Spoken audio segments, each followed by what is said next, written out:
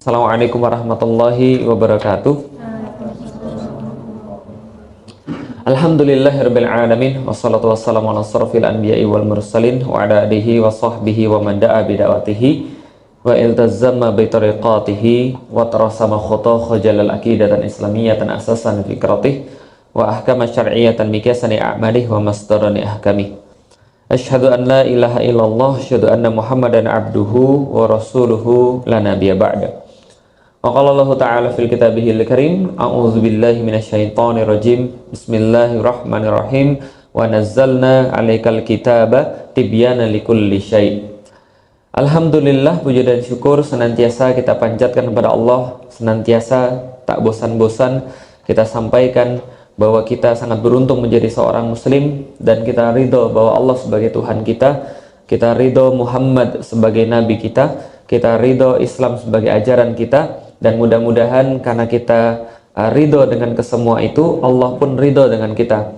Maka Rasulullah Shallallahu Alaihi Wasallam pun ridho kepada kita. Dan mudah-mudahan kelak kita berjumpa dengan Allah, berjumpa dengan Rasul di surganya Allah kelak. Salat dan salam semoga tercurah dan terlimpahkan kepada baginda Nabi besar Muhammad Sallallahu Alaihi Wasallam, manusia mulia yang senantiasa kita mintai petunjuknya, senantiasa kita cari setiap teladan-teladannya, senantiasa kita tetapi setiap lisan-lisan dan serta perbuatannya. Dan mudah-mudahan dengan itu Rasulullah Sallallahu Alaihi Wasallam menjadi bagian daripada hidup kita dan menjadi yang kita harapkan perjumpaannya kelak di yaumil kiamat serta syafaatnya kepada kita sehingga kita bisa memasuki surganya Allah. Alhamdulillah teman-teman sekalian, insyaallah dirahmati Allah, kita masih lanjut dalam kajian kita dari buku Islam Rahmatan lil Alamin yang sudah disiapkan oleh tim dakwah Yuk Ngaji bersama dengan Ustadz Hafiz Abdurrahman. Nah, jadi kajian ini insya Allah kita laksanakan setiap hari Jumat jam 8 pagi di Al-Fatih. Nah, tapi bagi teman-teman yang tidak bisa kemari, insya Allah kita sudah siapkan video yang direkam nanti untuk diupload di YouTube insya Allah. Juga ada teman-teman yang bergabung walaupun ini sinyalnya biar pet ya, setelah Galih datang ya biar pet ya, Masya Allah.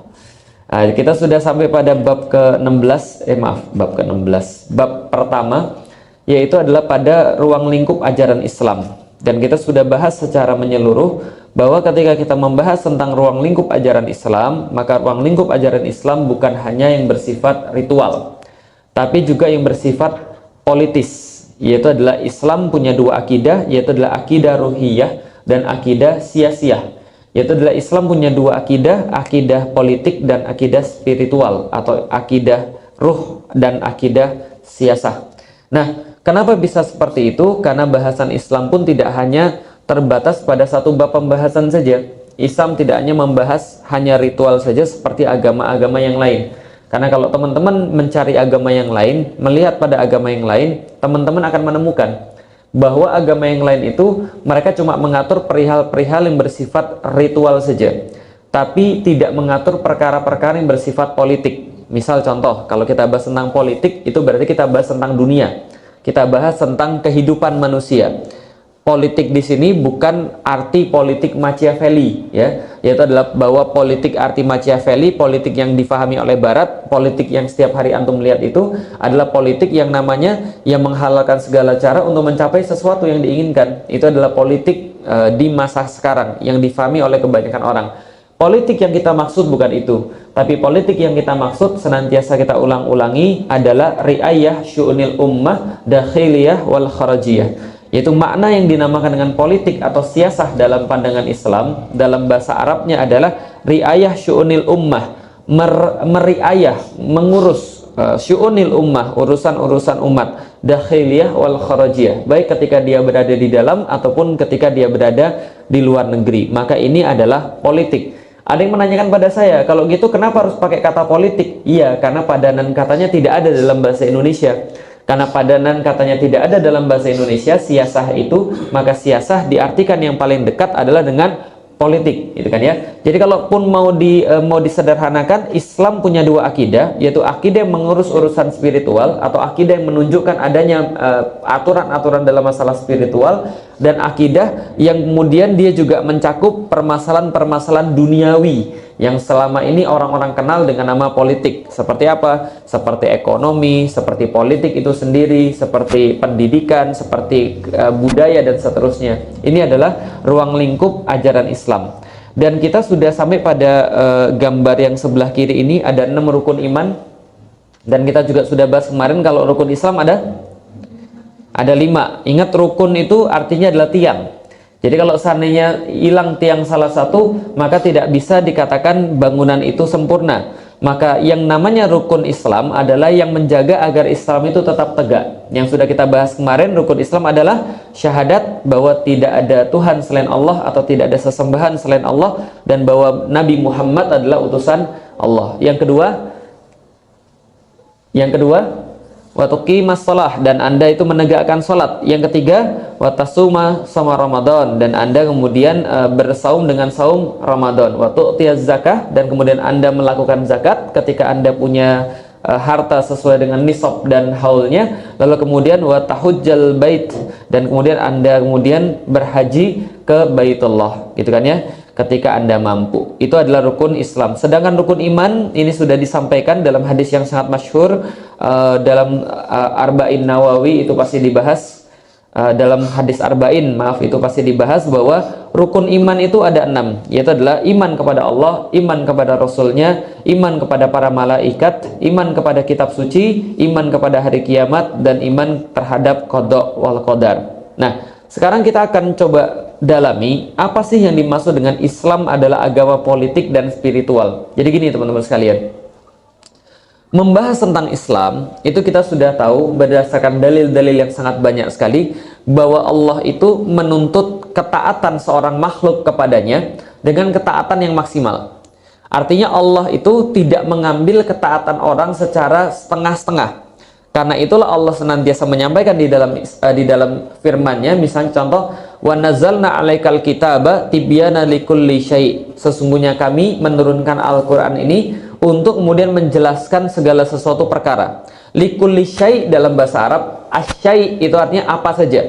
Apa saja itu boleh kemudian dimasukkan ke dalam pengaturan Al-Quran. Artinya Al-Quran mencakup pengaturan segala sesuatu dari hal yang paling besar sampai hal yang paling kecil. Ini adalah likulli syai', yang dinamakan syai'un, itu adalah segala sesuatu, tidak terbatas, tidak dikhususkan pada satu hal tertentu saja. Nah, dan misalnya Allah sampaikan di dalam Al-Quran, ya ayyuhalladzina amanu udkhulu fis-silmi kafah. Kata-kata kafah di sana itu bermakna secara keseluruhan. Artinya Allah menuntut seorang hamba itu untuk berdakwah secara keseluruhan. Dalam ayat yang lain saja yang sangat simpel sekali, Qul huwallahu ahad, Allahus samad, lam yalid wa lam yulad wa lam yakul lahu kufuwan ahad. Dan Allah ini adalah satu-satunya, dia tidak punya serikat, dia tidak punya anak, dia tidak diperanakkan, dan dia tidak ada satupun yang sama dengannya. Artinya tidak ada yang sama dengannya ini artinya dia satu-satunya. Kalau dia satu-satunya berarti orang tidak boleh ke yang lain. Kalau ke yang lain namanya musyrik. Makanya Allah katakan mukhlisina lahuddin. Allah tidak memerintahkan kita kecuali mukhlisina lahuddin, untuk mengikhlaskan segala sesuatu itu hanya untuk Allah Subhanahu wa taala, untuk Islam. Artinya ikhlas itu apa? Habis.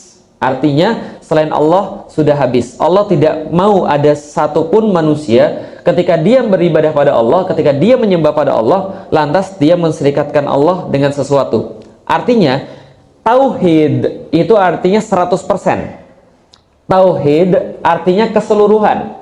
Satu itu bukan berarti satu, tapi full maksudnya. Lah kenapa? Misal kalau antum adalah anak komputer, antum belajar algoritma komputer.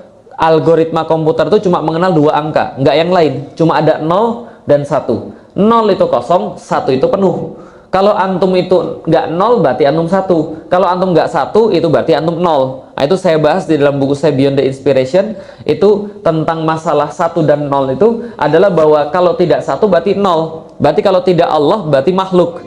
Kalau tidak makhluk ya berarti Allah. Allah itu 1. Kalau seandainya Allah tidak disatukan, masih ada 0, sekian sekian sekian, berarti itu belum full beribadah pada Allah, belum total beribadah pada Allah. Nah, apa maksud totalitas beribadah pada Allah? Maksudnya adalah wa ma khalaqtul jinna wal insa illa liya'budun, adalah antum tidak punya kerjaan lain kecuali antum tuh beribadah pada Allah.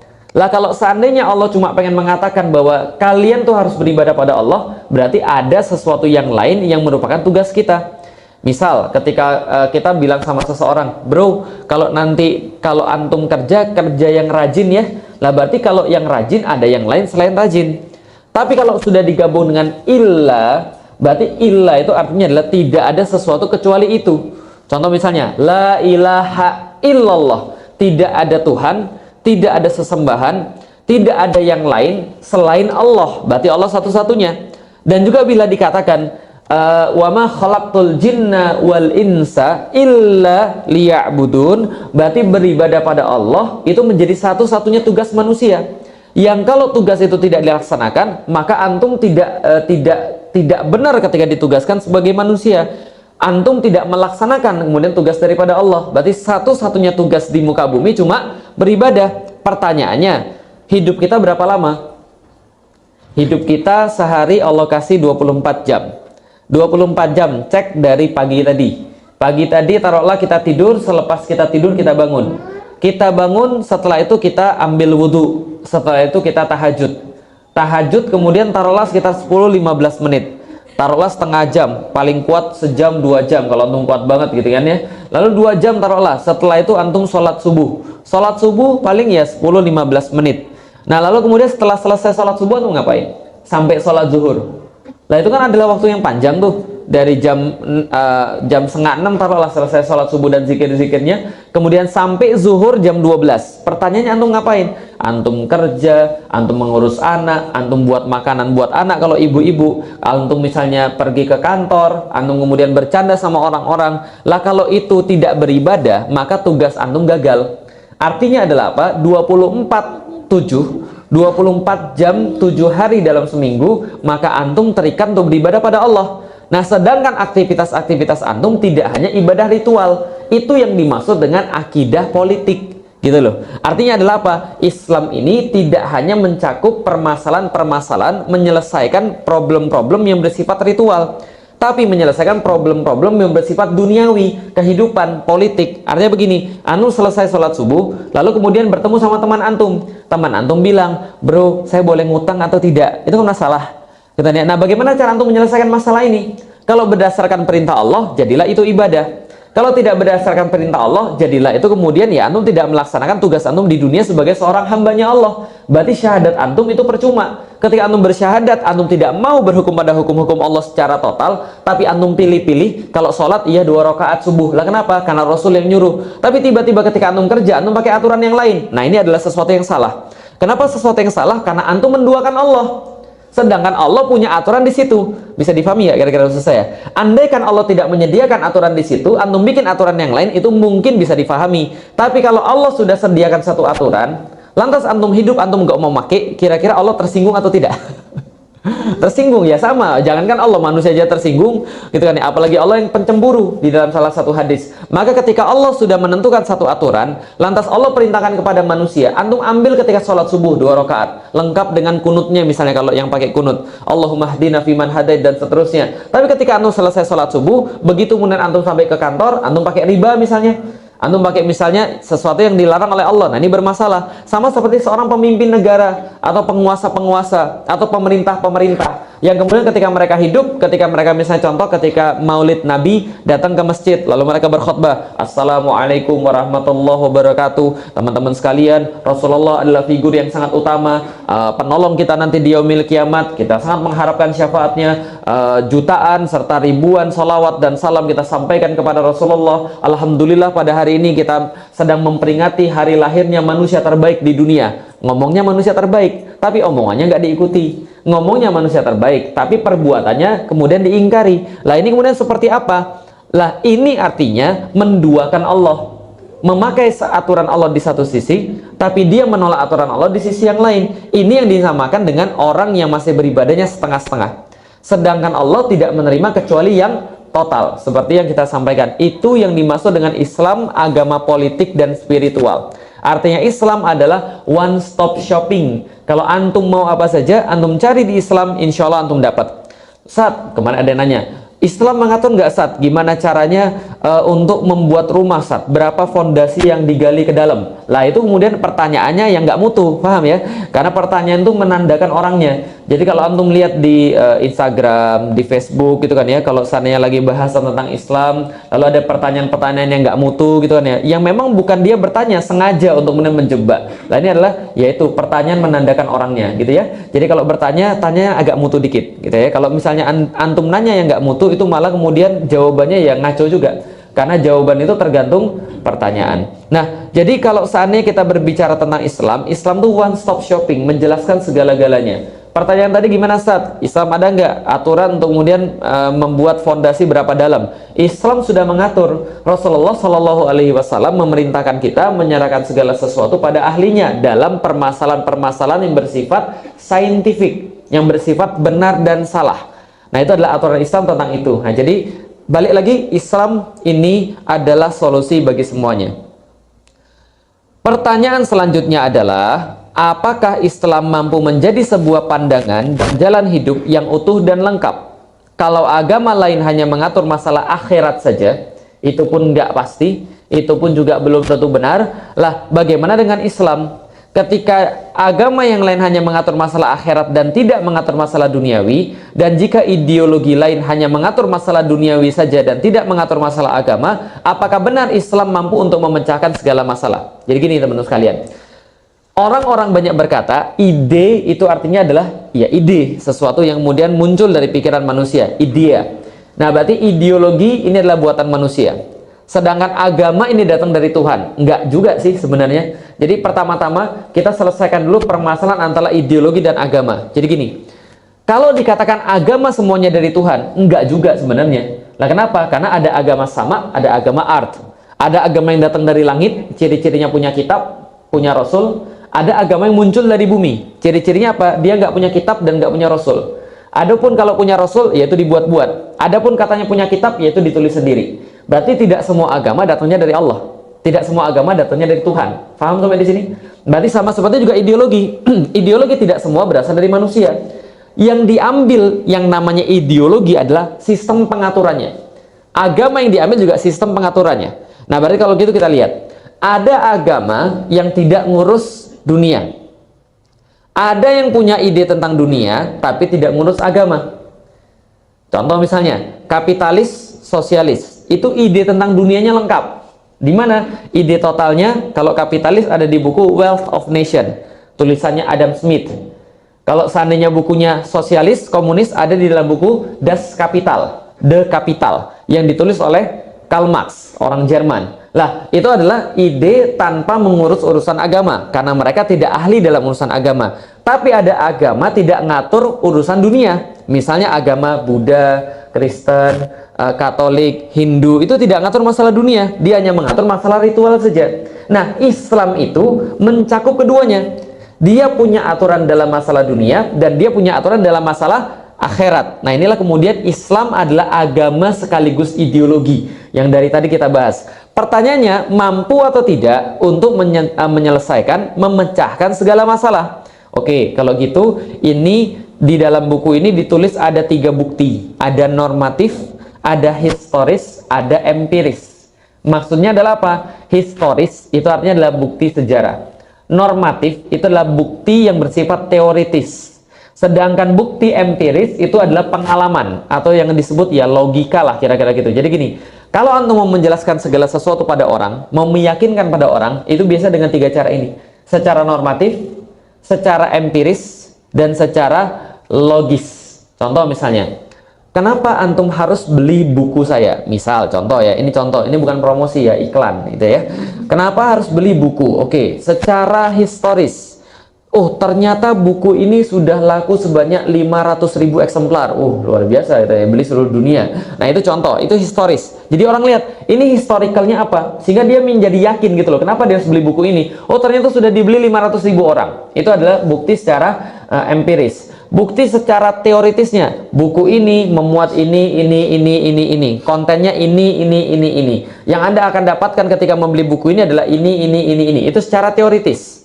Secara logis apa? Secara logis, kenapa Anda harus beli buku ini? Ketimbang Anda, misalnya contoh beli buku komik yang misalnya penjelasannya tidak seberapa, beli buku ini harganya sama, tapi kemudian isinya lebih banyak. Contoh, itu adalah secara bukti normatif, historis, dan empiris. Oh, tapi kalau saya jualannya komik gimana? Oh, bisa juga. Oh, kenapa harus beli komik, tidak beli buku yang isinya tulisan semua? Secara empiris, secara logis, lebih mudah mana? Melihat atau membaca? Oh, misalnya begitu. Itu adalah salah satunya. Secara historis banyak sekali komik-komik yang merubah dunia. Lihat saja misalnya ketika Perang Dunia Pertama dan Perang Dunia Kedua, komik termasuk yang merubah dunia. Itu salah satu penjelasannya. Nah, artinya kalau antum pengen menjelaskan bahwa Islam adalah agama politik sekaligus spiritual, maka antum bisa mengajukan dengan cara seperti ini. Bukti secara historis. Lihat bahwa banyak sekali tarikh, banyak sekali kitab sejarah yang ditulis oleh para sejarawan tentang Islam bagaimana ketika diterapkan. Bagaimana misalnya Imam Ibnu Katsir itu menulis tentang sejarah para khalifah, berikut dengan pencapaian-pencapaian mereka, berikut dengan kegemilangan ketika mereka hidup di dunia dan menerapkan Islam.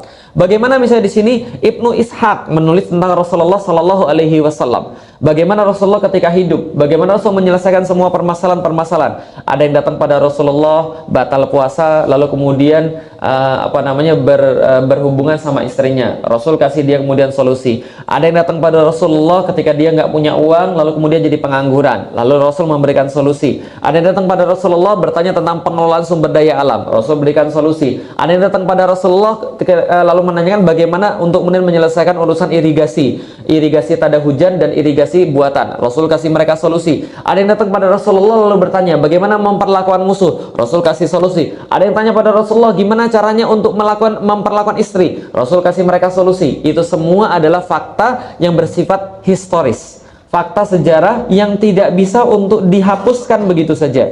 Ibnu Hisham, Al-Waqidi ketika menulis buku Al-Maghazi dan sebagainya, Tobaqatnya Ibnu Sa'ad dan sebagainya. Ini semua adalah bukti historis yang sampai sekarang antum masih bisa baca.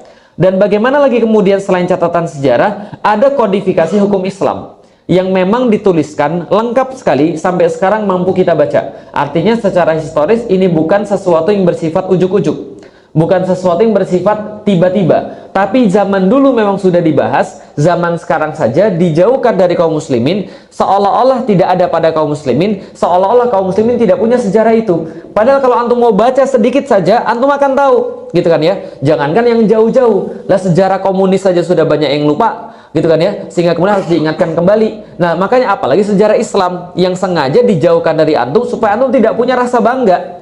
Padahal yang namanya sejarah ini menimbulkan rasa bangga, menimbulkan rasa semangat gitu loh. Contoh misalnya, akan menjadi berbeda kalau antum tahu bahwa ternyata moyang antum itu adalah di Diponegoro misalnya. Luar biasa, moyang saya bro di Diponegoro. Atau misalnya antum tahu moyang antum Wong Fei Hong misalnya gitu kan ya. Itu akan menjadi berbeda dengan antum tidak tahu. Bayangkan, baru di Diponegoro saja atau Wong Fei Hong saja yang merupakan tokoh fiktif itu antum bisa jadi bangga, apalagi kalau antum tahu ternyata dasar sejarah antum Islam itu sangat luar biasa gemilang. Tentu antum akan lebih paham, antum akan lebih semangat, antum akan lebih bangga untuk menyebarkan Islam kalau antum tahu sejarahnya seperti apa. Yang kedua, bukti empiris, yaitu adalah bukti yang namanya bukti logis empiris. Nah, itu bisa kemudian kita lihat bahwa ada yang namanya lembaga al-qada, lembaga pengadilan, dan juga ada lembaga al-hakim atau lembaga pemerintahan yang di zaman dulu Rasulullah Shallallahu Alaihi Wasallam menjadi kepala negaranya, menjadi pemimpin daripada pemerintahannya. Nah, adanya kedua ini kemudian memberitahu kita secara logis begini, andaikan Islam itu ngatur yang kecil aja bisa, apalagi ngatur yang besar. Logikanya begitu. Masuk WC aja diatur, apalagi bernegara, apalagi pemerintahan, apalagi yang namanya perundang-undangan, pasti juga diatur. Bisa difahami nggak kira-kira maksud saya? Jadi gini coba, pertanyaan saya sederhana. Ibaratnya kalau dibahas secara logika ya, ini kan lagi bahas logika ya. Logikanya begini. Kalau antum ya dikasih kerjaan yang ada duit sekitar 1 miliar bayarannya, dengan kerjaan-kerjaan remeh-temeh gitu kan ya. Anggap aja remeh-temeh ya, kerjaan-kerjaan kecil, satu kerjaan cuma dibayar 10.000. Antum pilih yang mana? Antum punya waktu 24 jam. Ini ada kerjaan nih. Kalau sana yang ini selesai, antum nanti dibayar 1 miliar. Kalau misalnya yang ini selesai, yang kecil-kecil, antum dibayar pekerjaan 10.000. Antum pilih yang mana? Logikanya antum milih yang 10.000, logikanya antum milih yang 1 miliar, gitu kan ya. Lah sama, logikanya adalah kalau seandainya, ibarat ya, andaikan masuk WC itu kita anggap sesuatu yang remeh lah. Ibaratnya gini, antum kadang-kadang kalau lupa pun masuk WC pakai kaki kanan, itu nggak ada yang mati di situ. Paham nggak kira-kira saya? Ya, jadi kalau antum lupa masuk WC kaki kanan pun, itu nggak ada yang pingsan di situ, nggak ada yang mati. Antum kaki antum tiba-tiba lumpuh, gitu kan ya, bisa dipahami ya kira-kira saya. Lah ini ada satu permasalahan yang kalau salah urus itu bisa menyebabkan orang mati, bisa menyebabkan kaki lumpuh, bisa menyebabkan orang nangis. Masa sih nggak diatur? Paham nggak sih saya? Itu logikanya begitu. Nah buktinya itu ada pengadilan di zaman Rasulullah. Secara logis berarti semuanya diatur oleh Islam. Kalau pemerintahan itu kemudian permasalahan yang besar nggak diatur oleh Islam, kok Islam ini agama cemen banget gitu loh maksudnya. Masuk WC diatur kaki kiri duluan, gitu kan ya. Keluar WC diatur kaki kanan duluan, pakai baju ada doanya, bercermin ada doanya. Masa sih kemudian berpemerintahan nggak ada doanya? Masa sih pemerintahan nggak ada yang duluan yang mana, gitu kan? Masa sih membangun negeri nggak tahu ada prioritasnya? Itu kayaknya nggak mungkin. Lah kenapa secara logis harusnya yang besar diatur dulu baru yang kecil? Ternyata memang begitu. Ketika Rasulullah Shallallahu Alaihi Wasallam pergi dari Mekah ke Madinah, ketika kemudian sampai ke Madinah, maka yang dibangun pertama kali adalah masjid, itu adalah prioritas. Setelah beberapa waktu kemudian yang dibangun adalah pasar, itu prioritas. Yang kalau antum bilang laqad kana lakum fi rasulillahi uswatun hasanah liman jaa yarjullah dan sebagainya, lah itu adalah kemudian bagian daripada prioritas. Kalau antum memang menganggap Rasulullah adalah suri tauladan terbaik, maksud suri tauladan yang terbaik itu begini, yang lain bisa ngasih contoh tapi satu-satunya yang benar cuma dia. Yang lain bisa ngasih contoh tapi satu-satunya yang baik adalah cuma dia. Maka ketika Rasul bangun masjid, harusnya itu yang kemudian kita lakukan terlebih dahulu, bahwa masjid menjadi pusat daripada peradaban, jantungnya ini. Kalau jantung antum mati kira-kira gimana?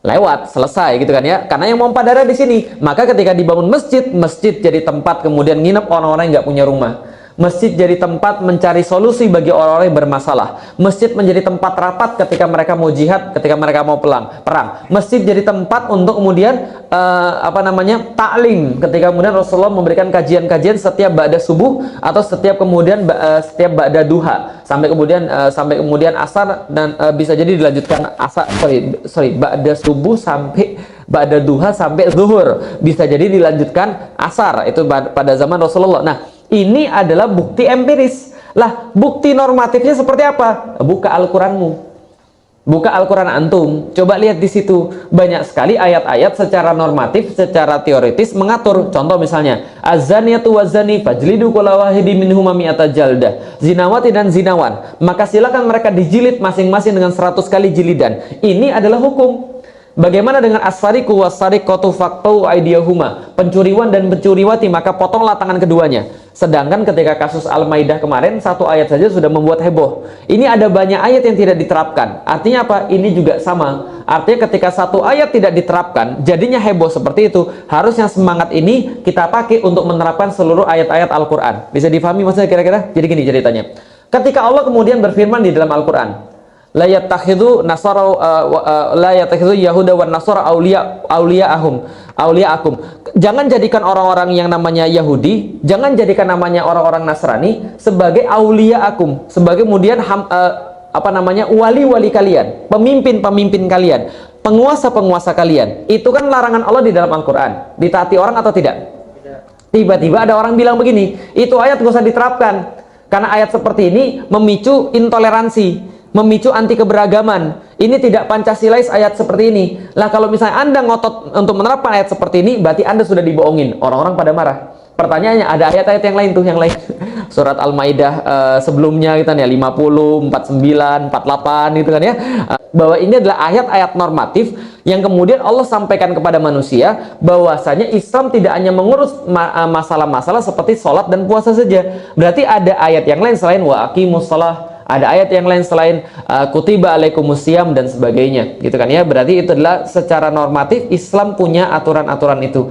Nah, kalau misalnya dilihat dalam apa namanya itu gambarnya, ini gambarnya kalau misalnya yang di rumah mau lihat, kelihatan nggak? Oh, nggak lihat. Kasihan nih ya.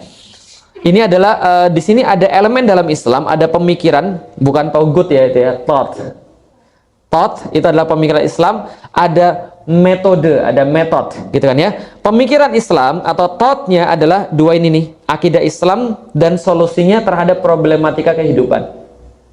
Itu adalah akidah dan solusinya. Bisa kita sederhanakan, yaitu adalah akidah dan syariat ya. Jadi syariat itu adalah solusinya untuk kemudian kehidupan. Sedangkan metode untuk kemudian mengemban Islam, karena satu pemikiran tidak akan bisa sempurna tanpa metodenya. Contoh, untuk kemudian mengerti yang seperti ini ya. Jadi gini cerita contoh. Pernah makan spaghetti? Pernah. Yang nggak pernah tahu spaghetti? Pertanyaannya, kalau antum nggak pernah makan spaghetti, kira-kira antum bisa buat spaghetti atau tidak? Bisa buat spaghetti atau tidak? Lah kenapa? Lah pemikirannya aja antum nggak jelas kok, fikrohnya aja nggak jelas. Fikroh itu apa? Rasa spagettinya, bentuknya kayak apa, sensasinya kayak apa, lalu kemudian apa ya? Lapar ya? Bagus, gitu kan ya? Nah, itu adalah fikroh. Sampai antum bisa ngiler membayangkan itu ya. Nah, itu berarti fikroh antum kuat sekali. Nah, kenapa? Fikroh itu adalah sesuatu yang ada dalam kepala antum. Seberapa jelasnya itu? Nah, itu adalah fikroh. Thoriqoh atau metode adalah bagaimana mencapai fikroh itu. Contoh misalnya, resep membuat spaghetti A, B, C, D, E, F, G. Wah, nggak jelas mas. Oke, buka videonya. Oh, videonya ada. Nah, semakin jelas thoriqohnya. Nah, tapi kalau antum cuma punya thoriqoh saja, tapi antum nggak ngerti fikroh, bermasalah. Antum punya fikroh, tapi nggak ngerti thoriqoh, nggak jadi. Lah kenapa? Ya, pikiran nggak bisa dimakan, paham? Lah kenapa? Islam juga sama. Islam tuh fikroh dan thariqah. Islam tuh punya ide tentang akidah, ide tentang solusi permasalahan-permasalahan kehidupan. Tapi ketika di kepala saja itu tidak membuat orang bermanfaat, tidak membuat orang jadi baik, tidak bermanfaat bagi siapapun. Ibarat kalau kata orang-orang Arab itu adalah kutubun mutaharrikun, kitab-kitab yang berjalan. Lah kenapa? Ya kitab-kitab berjalan tuh apa? Bisa difahami gitu saya. Lah kalau misalnya contoh misalnya antum cuma beli kitab, beli buku, nggak pernah antum baca. Kira-kira masuk nggak ilmu itu ke antum? Oh bisa Ustaz, dibakar terus diminum gitu kan ya. Nah bagus, coba aja gitu kan ya. Kalau nggak mati antum. Nah artinya kalau kita membahas tentang fikroh pasti mengingatkan thoriqoh. Karena thoriqoh itu adalah bagaimana fikroh itu bisa terjadi. Contoh, keluarga samara, keluarga sakinah, mawadah, warohmah. Di pikiran antum ada nggak pikiran keluarga sakinah, mawadah, warohmah? Harusnya ada. Contoh misalnya yang mau nikah, keluarga samara itu harus benar-benar jelas fikrohnya. Saya mau kayak gitu. Saya mau kayak Rasulullah. Tahu dari mana? Baca bro. Rasulullah tuh pernikahannya begini. Oh keren banget. Rasulullah tuh begini. Rasulullah tuh sangat ini sekali sama istrinya. Nah itu fikroh. Melihat orang pasangan. Saya mau kayak gitu. Saya mau kayak mereka. Nah, itu fikroh. Fikroh itu kejelasan pemikiran antum atas keluarga seperti apa yang mau antum wujudkan. Saya mau anak saya nanti hafal Quran. Bayangin anaknya hafal Quran itu seperti apa. Nah tapi kalau cuma bayangin doang jadi anaknya hafal Quran? Enggak. Harus ada metodenya. Metodenya apa? Metodenya adalah bagaimana cara menghafal Quran, bagaimana cara membentuk keluarga yang baik. Kalau keluarganya bermasalah, bagaimana menyelesaikannya. Kalau suaminya bandel, bagaimana cara meluruskannya. Kalau istrinya yang nakal, bagaimana cara meluruskannya. Kalau dua-duanya nakal, ya bubar aja. Lah, ini juga caranya, bagaimana caranya. Lah, ini semua caranya namanya metode. Kalau tidak ada metode, tidak akan ada yang namanya fikroh. Tapi kalau cuma punya metode doang, antum tidak punya fikroh, antum akan malas menjalaninya. Karena antum tidak tahu, saya ini mau ngapain sih? Nah, fikroh itu kan itu ya. Thought, konsep pemikiran. Ada method, ada metode. Nah, pemikiran Islam adalah akidah dan syariahnya. Sedangkan metode untuk kemudian menerapkan akidah dan syariah itu bisa jadi dengan cara apa? Dengan 3 cara. Menerapkan syariat Islam. Metode menerapkannya, mempertahankannya, dan mengembannya ke seluruhnya. Jadi gini, metodenya adalah ada cara untuk menerapkan itu, lalu kemudian mempertahankan penerapan Islam itu, lalu kemudian menyebarkannya ke seluruh dunia. Itu adalah metode di dalam Islam. Nanti kita bahas apa yang dimaksud nanti di halaman berikutnya. Berarti itu sudah saya bahas. Ini yang di bawah juga sudah saya bahas ya, tentang kapitalisme, sosialisme, agama-agama yang lain juga sudah saya bahas. Berarti Islam adalah kesatuan antara spiritual dan politik. Nah, ini makna halaman berikutnya. Nih, agak jelimet ya gambarnya ya. Nah, tapi sebenarnya ini dibuat untuk mempermudah antum gitu kan ya. Jadi yang desain ini namanya Mbak Dinda, ini membuat ini dengan sangat apik sekali untuk menggambarkan ini bukan kue ya. Jadi kalau misalnya jomblo-jomblo lapar gitu bawaannya ya. Nah, selain baper, lapar gitu ya. Sudah lapar, caper. Nah, jadi kira-kira begitu. Struktur ajaran Islam, ada pemikiran, ada metode. Nah, apa itu akidah Islam? Kita sudah bahas akidah Islam. Akidah Islam ada berapa? Ada berapa akidah Islam? Oh, masih nyontek ya, Masya Allah. Sudah jomblo nyontek lagi. Hidup antum itu agak jelas. Akidah Islam ada 6 ya. Jadi akidah itu adalah kata lain daripada iman ya. Jadi kalau di dalam Al-Quran namanya iman, di dalam pembahasan para fuqaha, di dalam pembahasan para ahli fikih diganti menjadi akidah. Asal katanya aqada yaqidu aqidatan, artinya sandaran, ikatan, sesuatu yang membuat antum itu ajek, tetap stabil. Itu adalah akidah. Nah, berarti akidah Islam ada 6. Apa? Iman pada Allah, iman pada Rasulnya, iman pada kitabnya, iman pada malaikat, pada yaumil kiamat, dan qada serta qadar. Itu adalah akidah Islam. Solusi problematika kehidupan, syariat Islam mencakup apa saja? Syariat tentang ibadah. Antum sholat subuh berapa rakaat? Berapa rakaat sholat subuh? Kenapa nggak 3? Kenapa nggak 3? Karena tidak ada syariatnya. Ada orang gileng sholat subuh 3 rakaat. Sudah tahu? Terus dimarahin. Setelah dimarahin dia bilang, sholat 3 rakaat aja dimarahin, apalagi 2. Itu hukum ibadah ya. Jadi hukum ibadah, syariat ibadah. Ada lagi syariat tentang sosial kemasyarakatan. Ijtima, tentang bagaimana caranya kita menempatkan diri dengan wanita. Kajian kita hari ini dipisah antara ikhwan dan akhwat, tidak dipasang-pasangkan. Itu adalah salah satu bagian daripada nizamul ijtimai, gitu kan ya. Nizamul ijtimai adalah aturan kesosial kemasyarakatan. Misalnya lagi, bagaimana caranya kita berinteraksi di antara masyarakat, bagaimana caranya kita kemudian untuk memiliki akhlak yang baik. Ini adalah bagian daripada situ juga. Hukum perekonomian, Islam punya aturan muamalat. Misalnya contoh, antum tahu riba boleh atau tidak? Tidak boleh. Tidak boleh 2 akad dalam 1 akad misalnya lagi. Tidak boleh bertransaksi dengan ada goror di situ. Tidak boleh kemudian menyalahi aturan-aturan syariat. Itu ada halal haramnya. Nah, itu ada aturan-aturannya. Ada hukum tentang pemerintahan. Nah, contoh misalnya Rasulullah Shallallahu Alaihi Wasallam mengatur ketika Mu'adz bin Jabal itu dikirim ke Yaman, maka Rasulullah Shallallahu Alaihi Wasallam berpesan, Mu'adz, bagaimana engkau mengatur orang-orang di sana, memerintah orang-orang di sana? Lalu kemudian Mu'adz menjawab, saya akan memerintah mereka berdasarkan Al-Quran ya Rasulullah. Lalu Rasul menjawab lagi, kalau seandainya tidak engkau temukan di dalam Al-Quran, bagaimana ya Mu'adz? Maka Mu'adz menjawab, akan saya cari di dalam sunnah Rasulnya, akan saya cari di dalam hadisnya, di dalam sunnahnya. Maka Rasul menjawab, kalau tidak juga kamu tidak temukan dalam Quran dan juga tidak dalam sunnah. Maka Mu'adz menjawab, maka saya akan menggunakan pikiran saya untuk berijtihad di dalam masalah itu. Nah, itu adalah bagaimana seorang pemimpin bersikap. Berarti pertama kali harus apa?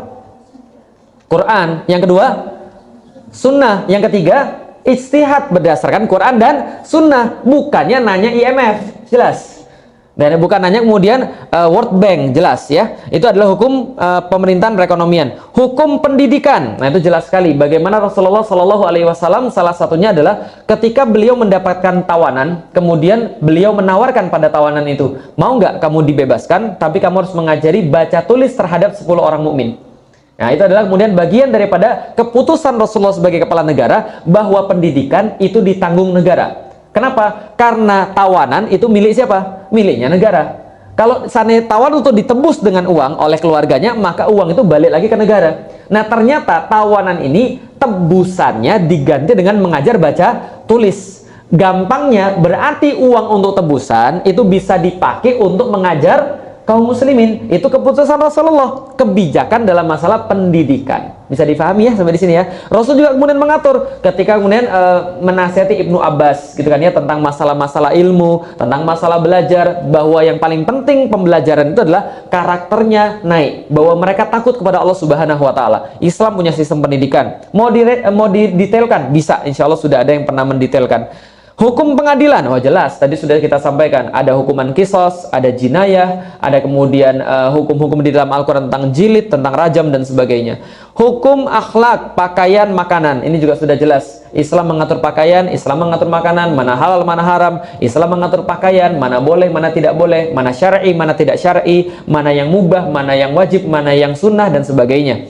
Nah, itu adalah tentang hukum akhlak, pakaian, dan makanan. Lalu bagaimana dengan metode untuk menerapkan Islam? Metode penerapan Islam itu adalah dengan menerapkan khilafah Islam. Kenapa? Secara logika, kalau seandainya aturan-aturan Islam yang mau dipakai, berarti pemerintahannya harus pemerintahan yang khas, yaitu adalah khilafah. Dalam masa yang lain disebut dengan kesultanan, masa yang lain disebut dengan misalnya kewalian, nggak ada masalah.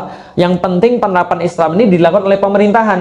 Kenapa kita pakai di sini kita tulis nama khilafah? Karena hadis dari Rasulullah Shallallahu Alaihi Wasallam yang diriwayatkan oleh Imam Muslim. Kanat Banu Israel tasusuhumul anbiya. Kullama halaka nabiyun khalafahu nabiyun. Fa innahu lan nabiyya ba'di fasatakunu khulafa. Gitu kan ya. Jadi kata Rasulullah, sesungguhnya Bani Israel dulu diurus oleh para nabi. Ketika satu nabi wafat, diganti dengan nabi yang lain. Tapi setelahku tidak ada nabi lagi, tapi akan ada para khalifah, para khulafa. Khulafa jamak daripada khalifah. Dan Anda sudah sebut setiap kali tarawih. Khalifah pertama siapa? Enggak lulus awas antum ya. Khalifah pertama siapa? Yang kedua? Yang ketiga? Yang keempat? Jelas. Berarti ada khulafa rasyidin, itu adalah namanya adalah pemimpin-pemimpin kaum muslimin, dan sistem yang mereka terapkan namanya khilafah. Jelas ya? Itu metode penerapan Islam. Bagaimana mempertahankan hukum Islam? Ada sanksi hukum, gitu kan ya, sanksi hukum yang kemudian diterapkan oleh negara, yaitu berupa syariat tadi. Bagaimana cara menyebarkan Islam? Dengan dakwah, dengan jihad. Lalu kenapa khilafah ada di situ terus? Ya karena khilafah juga berpengaruh dan berperan di situ. Dakwah dan jihad. Dakwah untuk menyebarkan Islam. Kalau sana dakwah menghadapi halangan-halangan fisik, maka kemudian jihadlah yang menjadi jawabannya. Jelas sampai di sini teman-teman sekalian. Jadi ini adalah tentang struktur ajaran Islam, yaitu ada metode dan ada pemikiran. Ada pemikiran dan ada metode. Tinggal pembahasan tentang akhlak. Nah, jadi bagaimana kedudukan akhlak di dalam Islam? Alhamdulillah, banyak ulama mengklasifikasikan Islam menjadi 3 bagian. Ada yang berkata, Islam itu akidah, syariah, dan akhlak. Jadi iman, amal soleh, dan akhlak. Itu ada yang mengartikan atau mengelompokkan seperti itu. Tapi juga ada ulama yang hanya mengklasifikasikan ajaran Islam menjadi 2 bagian saja, yaitu akidah dan syariah. Karena kenapa? Karena akhlak dimasukkan ke dalam syariah. Karena ulama-ulama yang lain menganggap bahwa akhlak adalah hasil penerapan syariah. Kenapa bisa begitu? Kita bahas. Jadi gini ya, sebenarnya kalau bicara tentang definisi, itu bisa beraneka ragam, asal memenuhi 2 syarat. Masih ingat yang saya sebutkan kemarin 2 syarat definisi? Yang pertama, mani'. Yang kedua, jami'. Jami' itu menyeluruh, mendefinisikan apa yang pengen didefinisikan. Mani' membatasi agar jangan sampai definisi lain masuk ke dalamnya. Nah, berarti definisi satu orang dan satu orang yang lain bisa jadi berbeda-beda, tergantung pengalaman dan sudut pandang dia. Paham maksudnya kira-kira? Bisa jadi ada 2 definisi yang benar. Contoh, ada yang mengartikan, mendefinisikan Islam itu adalah akidah, syariah, dan akhlak. Ada yang mendefinisikan akidah dan syariah saja, tergantung sudut pandangnya. Contoh begini, Felix itu siapa sih? Definisi Felix siapa? Manusia. Itu aja yang mampu. Apa kira-kira definisi saya? Cina, oh, luar biasa. Nggak apa-apa. Bagi anak saya, Felix itu adalah bapaknya. Paham ya? Berarti kalau ditanya siapa Felix? Bapak saya. Bapaknya Gozi, bapaknya Alila, bapaknya Fatih, bapaknya Ayah. Gitu kan ya? Tapi bagi ibu saya, Felix adalah anaknya. Sama-sama benar nggak definisinya? Kenapa sama-sama benar? Karena dilihat dari sudut pandang yang berbeda. Jadi beda definisi bukan berarti salah. Bisa berarti variasi saja. Paham ya? Nah, berarti sama juga seperti di sini. Ada dalilnya masing-masing. Bagaimana cara kemudian kita menjelaskannya? Nih, bagaimana kedudukan akhlak dalam pandangan Islam? 1. Islam tidak memandang akhlak sekedar perbuatan baik atau buruk. Jadi, perbuatan itu tidak ada nilai dari asalnya. Dari perbuatan itu sendiri tidak ada nilainya. Nah, tidak ada, kemudian Islam tidak memandang akhlak sekedar sebuah perbuatan baik atau buruk saja ansih. Tapi sehingga ketika muncul sifat baik maka disebut akhlakul karimah, dan ketika muncul sifat buruk disebut akhlakul madhmumah. Tidak seperti itu, sebab sifat baik dan sifat buruk dari sebuah perbuatan tidak muncul dari perbuatan itu sendiri. Paham maksudnya? Jadi tidak ada satu perbuatan itu yang namanya baik dan buruk berdasarkan hakikat perbuatan itu sendiri. Contoh, membunuh baik atau buruk? Nggak ada nilai sebelum kita kasih nilai. Tapi perbuatan itu sendiri tidak ada nilainya. Contoh lagi misalnya, makan, baik atau buruk? Nggak ada nilai. Hati-hati. Setiap perbuatan itu tidak ada nilai sebelum antum menilai itu berdasarkan standar tertentu. Bisa difahami sampai di sini? Nah, ini kemudian maksudnya. Jadi berbicara akhlak, tidak ada yang namanya perbuatan baik dan perbuatan buruk. Sehingga ketika melakukannya disebut akhlak yang baik, sehingga melakukannya disebut akhlak yang buruk. Contoh misalnya, ini praktek ya. Beberapa waktu ini ketika saya sering kemudian menyampaikan tentang komunis, menyampaikan tentang kemudian bahaya komunis, itu banyak sekali yang kemudian respon, yang kemudian sudah dikoordinir tampaknya itu membanjiri komen. Ustadz kok provokatif, Ustadz kok mengadu domba, Ustadz kok kerjaannya membuat tidak tenang. Oke, pertanyaannya, apakah semua yang membuat tidak tenang itu jahat? Enggak. Apakah semua yang provokatif jahat? Apakah semua yang mencuci otak itu jahat? Belum tentu. Apakah semua yang kemudian membuat senyum itu baik? Apakah semua yang membuat tenang itu baik? Belum tentu. Karena ada orang yang menenangkan membunuh, ada orang yang kemudian memprovokasi untuk memperingatkan. Bisa dipahami sampai di sini? Antum tahu kodok mati caranya gimana? Antum tahu bagaimana cara ngerebus kodok hidup? Belum tahu? Oh, ini sudah dicoba dan ini berhasil. Jadi gini, kalau saya kodok ya, antum siapin air panas, kodok antum masukin. Kodoknya kira-kira loncat atau tidak? Loncat. Kenapa? Karena airnya panas. Gimana cara bunuh kodok tapi dia nggak loncat? Kasih air dingin, kasih kodoknya. Kodoknya loncat atau tidak? Nggak, karena airnya dingin. Panasin pelan-pelan. Itu sudah pernah dicoba. Kodok itu tidak akan merasakan perubahan. Dia santai aja, tambah panas santai aja. Santai tambah lama-lama dia udah jadi kodok rebus, paham ya? Nah, itu adalah orang-orang yang kemudian dalam ketenangan itu dibuai gitu kan ya, diuro-uro gitu kan ya. Dibuai-buai, tenang saja, tenang saja, tenang saja, sudah mati dia. Bisa dipahami kira saya. Nah, maka kemudian antum itu ketika antum punya saraf, itu untuk diperingatkan. Antum tahu kenapa rasa sakit itu antum bisa terima? Itu peringatan. Panas badan kalau antum demam itu peringatan. Masalahnya bukan di situ, masalahnya adalah di sesuatu yang lain. Peringatannya muncul dalam bentuk panas. Nah, berarti tidak ada yang namanya perbuatan itu punya nilai. Memprovokasi belum tentu baik, belum tentu buruk, gitu kan ya. Membunuh belum tentu baik, belum tentu buruk. Menenangkan orang lain belum tentu baik, belum tentu buruk.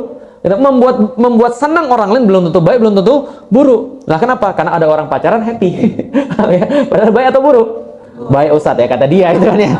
Nah, jadi buruk tapi kan ya. Jadi kira-kira begitu. Nah, jadi ini yang maksudnya adalah tidak ada nilai dalam satu perbuatan sebelum antum kasih nilai. Dan kasih nilai itu berdasarkan satu standar tertentu. Gitu kan ya. Oke, kita lanjutkan pembahasannya biar antum lebih bingung lagi. Enggak, lebih ngerti ya insyaallah ya. Nah, misalnya duduk. Duduk tidak bisa dinilai baik atau buruk karena perbuatan duduknya itu sendiri. Contoh lain, membunuh tidak bisa dinilai baik atau buruk karena perbuatan membunuh itu sendiri. Contoh, jika kita membunuh orang kafir yang menyerang negeri kita, maka perbuatan membunuh itu menjadi nilainya baik. Tapi kalau kemudian kita membunuh orang tidak berdosa, yang tidak kemudian mengganggu kita, yang tidak ngapa-ngapain kita, perbuatannya menjadi buruk. Bisa dipahami? Jadi gini, oke, kita nggak usah bahas syariat dulu deh, nggak usah bahas syariat. Anggap aja tidak ada agama. Lalu kemudian antum punya anak perempuan, anggap aja antum sudah nikah. Oh, terlalu banyak beranggapan-anggapan saja. Ya, anggap aja kita. Anggap aja antum punya anak perempuan antum diperkosa. Marah nggak? Marah nggak? Kalau antum ketemu orang itu kira-kira antum gimana ya? Bunuh aja. Oh, enggak, siksa dulu gitu ya. Nah, itu mungkin menurut orang beda-beda. Tapi tiba-tiba ada orang lain nggak pernah merasakan kemudian penderitaan antum. Dia tidak punya anak perempuan, bahkan dia belum menikah, bahkan dia belum punya anak sama sekali, lalu bilang, jangan gitu, itu namanya sebuah perbuatan yang salah, kita tuh harus saling mengasihi, kita tuh harus baik, maafkan saja. Dia bisa kita bunuh juga, paham ya? Nah, kenapa? Karena cara orang memahami satu hal itu berbeda-beda. Antara orang yang ngalami sama orang nggak ngalami pasti beda. Paham kira-kira saya? Orang yang sudah pernah ngalami pasti akan merasa lebih kemudian terlibat dalam kemudian perbuatan itu dibandingkan orang yang tidak mengalami. Taruhlah tidak ada agama. Bisa dipahami kira-kira saya? Nggak ada agama, pasti orang benar berbeda-beda mengartikan satu perbuatan. Berarti satu perbuatan itu belum ada nilai sebelum antum menilai. Bisa dipahami? Tak kalau tidak ada agama, antum menilai berdasarkan apa? Berdasarkan pengalaman.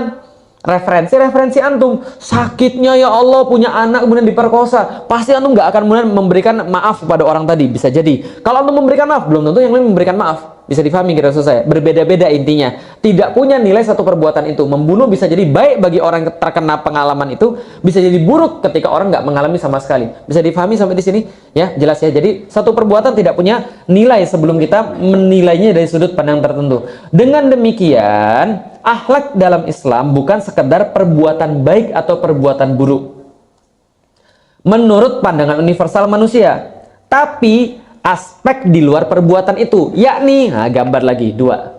Satu, tujuan Anda melakukannya atau karena siapa Anda melakukannya. Yang kedua, sesuaikah dengan aturan atau standar yang antum pakai.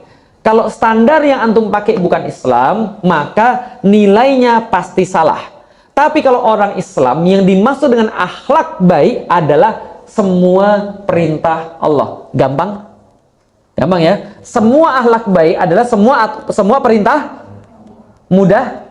Nah, kalau anu sudah sampai situ, itu pembahasan itu selesai. Contoh misalnya, membunuh itu baik atau buruk? Nah, kita tanya dulu, membunuh siapa dulu, Mas? Dan ya, apa kemudian tujuan membunuhnya? Kenapa harus dibunuh? Oke, kita perincikan.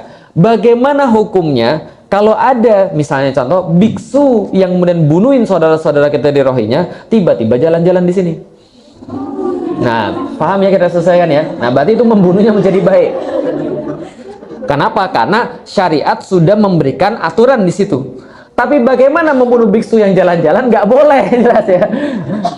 Itu dia tidak terkait dengan pembunuhan di sana. Dia tidak terkait dengan apa namanya pembantaian saudara-saudara kita. Maka kita tidak bisa pukul rata. Jadi tidak semua membunuh itu salah, tidak semua kemudian menyelamatkan itu baik. Bisa difahami maksud saya. Contoh misalnya, ada orang datang ke rumah Anda mau ngerampok. Kita nih, antum bisa bunuh dia, tapi antum nggak mau bunuh dia. Apa yang terjadi? Antum dibunuhnya.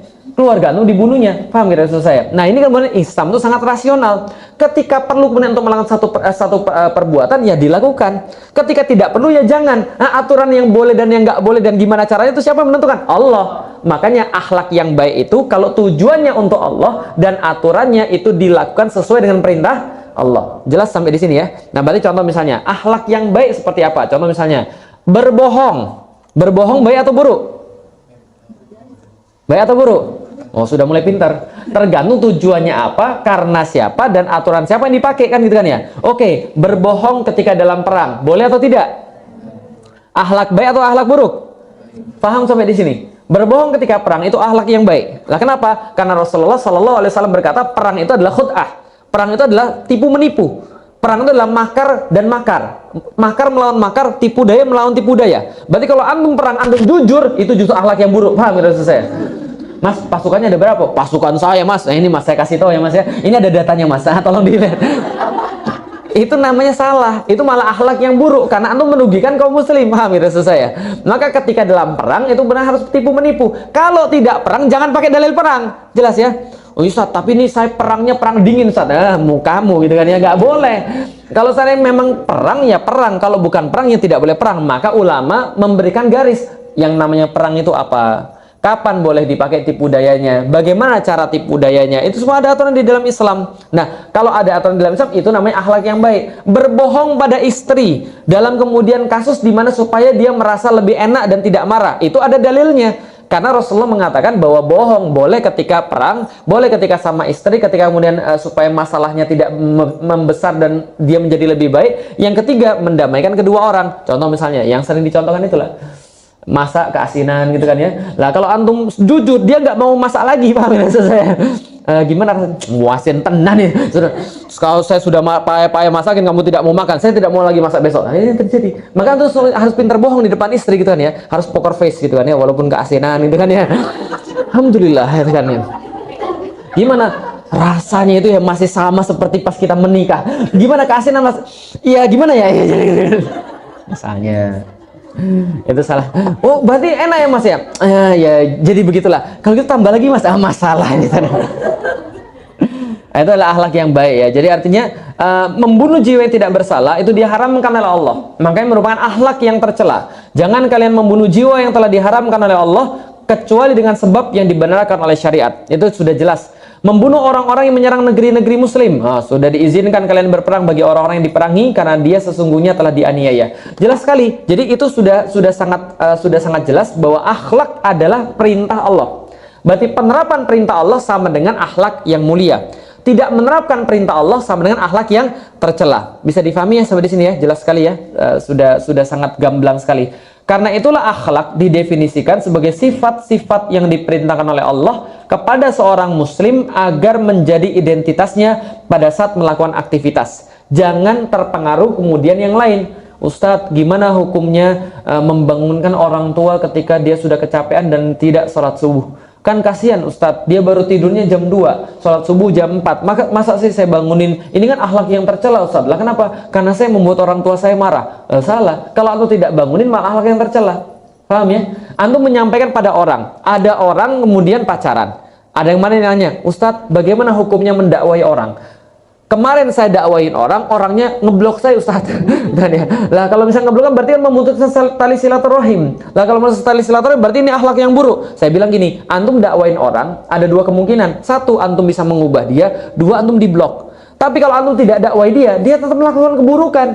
Dan kalaupun dia berubah bukan karena antum, dan antum tetap salah karena antum nggak ngomong apa-apa. Bisa difahami maksud saya? Karena kalau antum mendiamkan kemungkaran itu adalah seperti setan yang bisu. Antum menjadi setan bisu atau setan ngomong? Jelek dua-duanya gitu kan ya. Jangan jadi setan makanya ketika menemui kemungkaran ngomong, walaupun dia ngeblok antum nggak apa-apa, cari cara yang lain gitu kan ya, samperin kayak, kasih hadiah kayak, ya dakwah kan punya banyak cara. Tapi kalau antum nggak ngomong nggak akan mengubah dia juga. Berarti harus ngomong gitu kan ya, itu akhlak yang baik. Kalau diblok gimana? Nggak ada masalah. Ustaz, saya mau putusin pacar, tapi apakah itu memutuskan tali silaturahmi? Nah itu mukamu tadi gitu kan ya. Nah itu banyak orang kemudian kadang-kadang ya dia itu menjadikan alasan ya untuk kemudian tetap mau bermaksiat, ngotot mau bermaksiat tapi pengen bahagia. Nah, itu adalah kids zaman now gitu ya. Masya Allah, dan yang nggak mau susah tapi mau enak gitu ya. Nah, karena itulah akhlak didefinisikan sebagai aturan-aturan Allah. Akhlak adalah bagian daripada hukum Islam. Maka akhlak merupakan perintah dan larangan Allah yang berhubungan dengan sifat seperti jujur, sabar, lemah lembut ketika berdiskusi dengan orang lain, mengutamakan orang lain ketimbang diri sendiri dalam hal kebaikan, bersikap adil maupun khusyuk di dalam salat, dan sebagainya. Karena itulah orang yang berakhlak akan mendapatkan kemuliaan bukan hanya di mata manusia, tapi juga di hadapan Allah. Itu yang paling penting. Antum tujukan itu untuk Allah. Jadi gini, kalau antum sudah menunjukkan satu perbuatan untuk Allah, mendadak manusia tidak jadi lebih penting daripada Allah. Mendadak antum tidak apa namanya ya, desperate banget pengen pujian manusia. Nah, kenapa? Untuk Allah antum sudah dapat. Itu maksudnya. Jadi contoh begini misalnya, antum ketika misalnya contoh punya istri atau mbak-mbak punya suami, gitu kan ya. Kalau pas lagi kemudian masakin buat suaminya atau lagi kemudian pengen menyenangkan istrinya, apa perlu kemudian semuanya dipublis di depan umum? Tidak perlu.